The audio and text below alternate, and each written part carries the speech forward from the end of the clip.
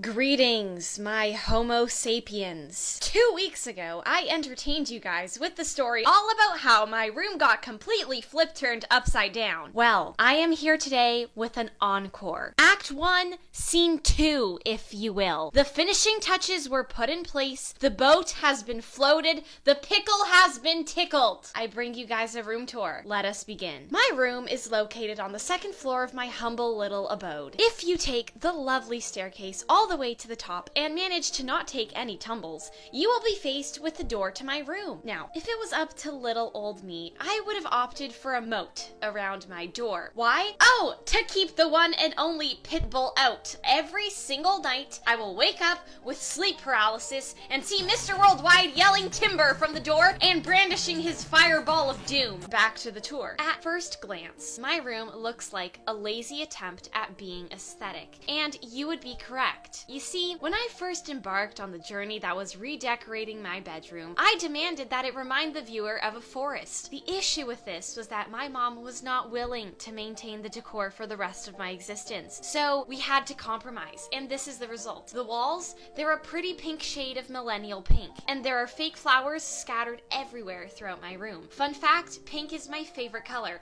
so Jojo Siwa can sit the heck down, thank you very much. Now let me give you an actual in-depth review of my room. When you first walk in, you are greeted with this record player. This is the only thing I own from Urban Outfitters. Honestly, every time I walk in there, I have a seizure because there's just too much stuff. It's Brandy Melville on drugs. I bought it online at 2 a.m. on a Friday morning, and I have to say, I'm pretty pleased with it. It's almost like I'm convincing myself that I was in fact born in the 1980s, and I am not a millennial trying to be vintage. The record player itself sits on this bookshelf sort of thing. You may not know this about me, but I am in fact a bookworm. I know a lot of people noticed that I own the entire Mortal Instruments in my second last video, so here's what I have to say about it. Is it good? Yes. Is it amazing? No. To me, my issue with the series is how repetitive it becomes. I read all 6 books, and I can remember that I absolutely devoured the first 2 books in the span of 2 weeks, and then read the next 4 at a snail's pace. And the reason was because of how similar the plot was every single time. Clary and Jace go on a trip to Neverland and fight a couple bad guys every single time. But you better be careful with Sebastian, because that mad lad has lost his marbles. The character development and clear effort Cassandra Clare put into writing the series, though, are incredibly apparent, and I really am not in the position to be reviewing books, because I know a lot of people actually really like this series, and to be honest, my little grade 7 heart still loves it too. I still consider it an amazing literary piece, and I can understand why it appeals to the younger generation. Anyways, we are off topic. Continuing. Above the bookshelf, we have this painting. I painted this over the summer, and I must admit, it's not my best work. I think I got overwhelmed with the sheer magnitude of the canvas and lost a bit of confidence. From afar though, it looks kind of good, so there's that. In this little crevice right next to the painting, we have my art supplies, neatly stored in this little rolly thing from IKEA. Directly above the little rolly thing, we have this arrangement of plant pots, which also are from IKEA. I feel like I have to thank my parents for this because they were the ones to hang them up. They studied the physics of these gadgets, decided the angles, and installed them all by themselves. For once in my life, my peasants have actually served me right. What is this? Turning stage right, we have my bedside table that holds all 87 of my earplugs. And a little more to the right, there's my bed! My mattress did come in last week. Thank you very much for asking. My mom did force me to buy some spicy throw pillows, so I grudgingly obliged. Right above my bed, we have this cute little shelf. It holds more books, a Kumon Math Program Completion Award. Yes, I did do Kumon for 6 years of my life, but that's a story for another video. And my terrarium. Look, it lights up. Am I aesthetic yet? I dig this right out of the stomach of Pinterest, and I am low-key proud of how it turned out. Moving on, we have reached my desk. To your left, we have this mini chalkboard. I'm using it to count down the school days. I mean, seriously, my senioritis is through the roof, and I wore the same pair of sweatpants for the entirety of last last week. Right beside it, we are greeted with my Swell water bottle. It was gifted to me by my dear mother 6 months ago, and at the beginning I took it everywhere with me. It was my best friend. But what they don't tell you about Swell water bottles is that